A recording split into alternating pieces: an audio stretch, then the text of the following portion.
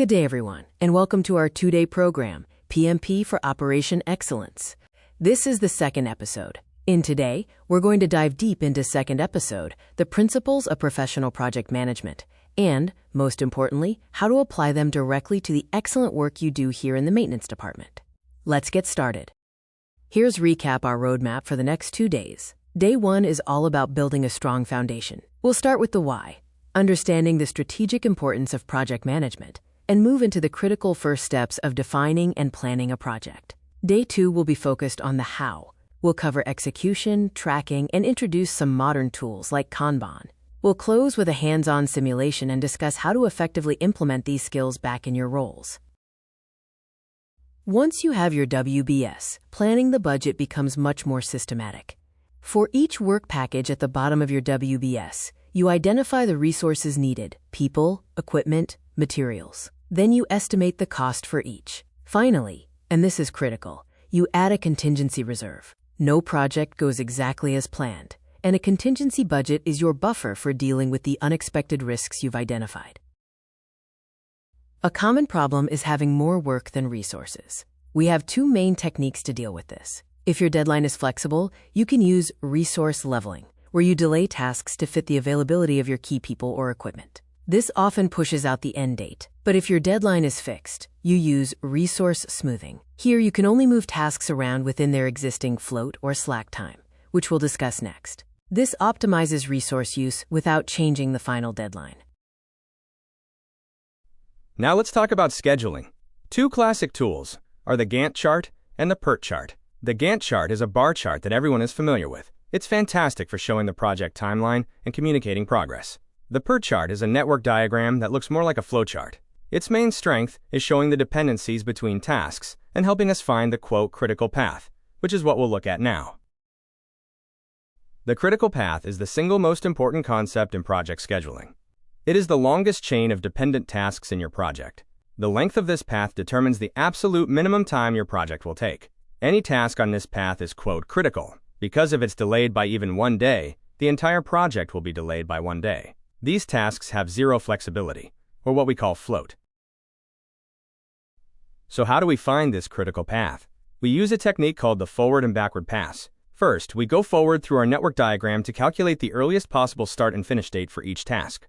Then, we work backward from the project end date to find the latest each task can start and finish without delaying the project.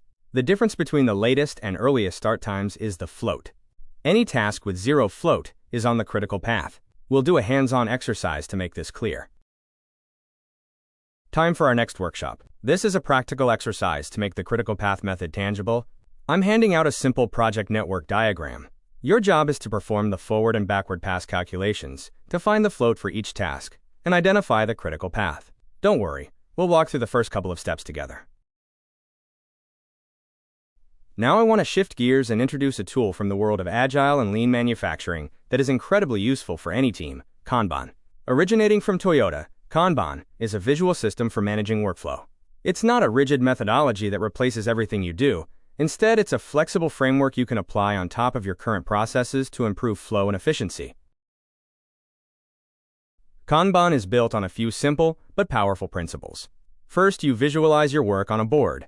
Second, and this is the key, you limit your work in progress, or WIP. This forces the team to finish tasks before starting new ones. The goal is to manage the flow of work, not the people. By doing this, bottlenecks become immediately obvious, and the team can work together to continuously improve the process. This is what a simple Kanban board looks like. You have columns representing the stages of your work.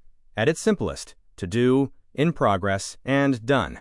Each task is a card that moves across the board. Notice the, quote, the WIP limit on the in progress column. This means the team can only work on 2 tasks at a time. This is incredibly useful for managing daily work orders, tracking improvement projects, or even visualizing the workflow for a small overhaul. Let's try this out. We're going to simulate managing incoming maintenance requests using a Kanban board. I'll be giving your team new request cards periodically. Your job is to move them across the board, but you must respect the WIP limit of 2 items in the in progress column. The goal of this exercise is for you to feel what happens when a bottleneck occurs and how WIP limits force you to focus on finishing work. Now we enter the phases where the project is actively underway. The team is in the execution phase, doing the work we planned. At the same time, the project manager is in the monitoring and control phase. Your job is to constantly compare your actual progress to the plan, identify any deviations, and take corrective action to get back on track. To track our performance, we use variance analysis. We're constantly asking, where did we plan to be, and where are we actually? A powerful technique for this is earned value management, or EVM. It gives us two key metrics: cost variance, which tells us if we're over or under budget for the work we've done, and schedule variance, which tells us if we're ahead of or behind schedule. A negative variance is an early warning sign that we need to take action.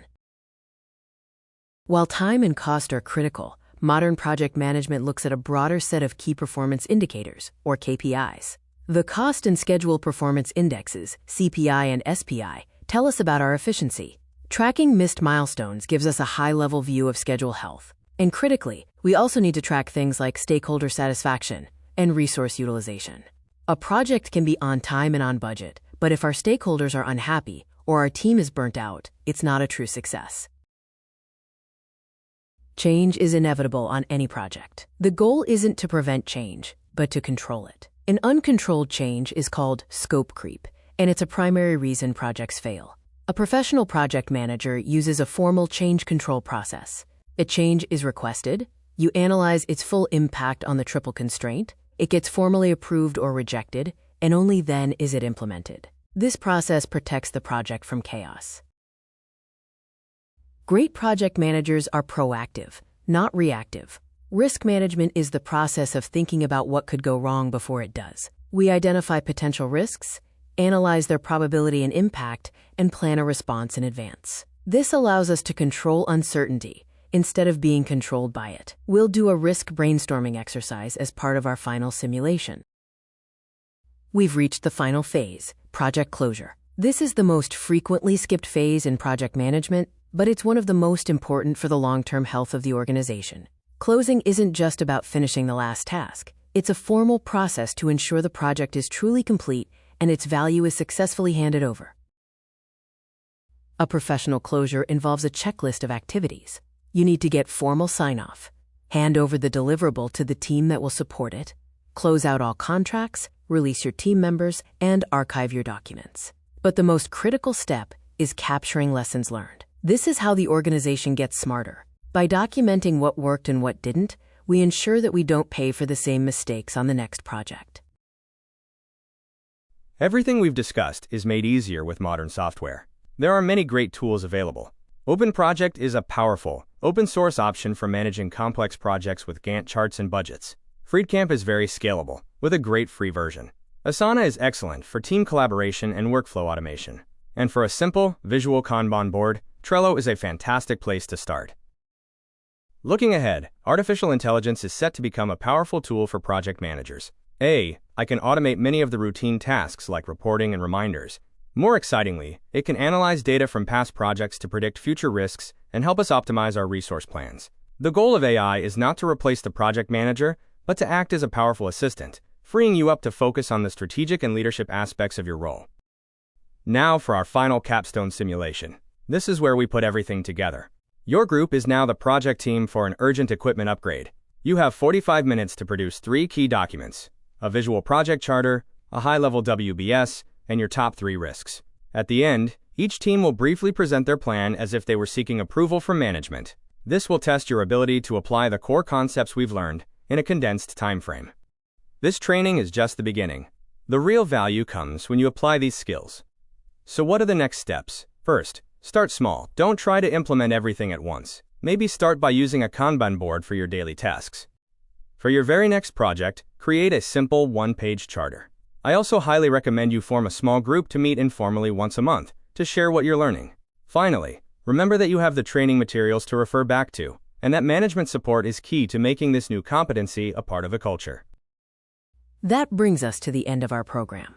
We've covered a lot of ground, from the strategic foundations of project management to the practical tools you can use every day. I hope you found it valuable. I'd like to open the floor now for any final questions you may have. Thank you all for your engagement and hard work over these 2 days. It was a pleasure working with you.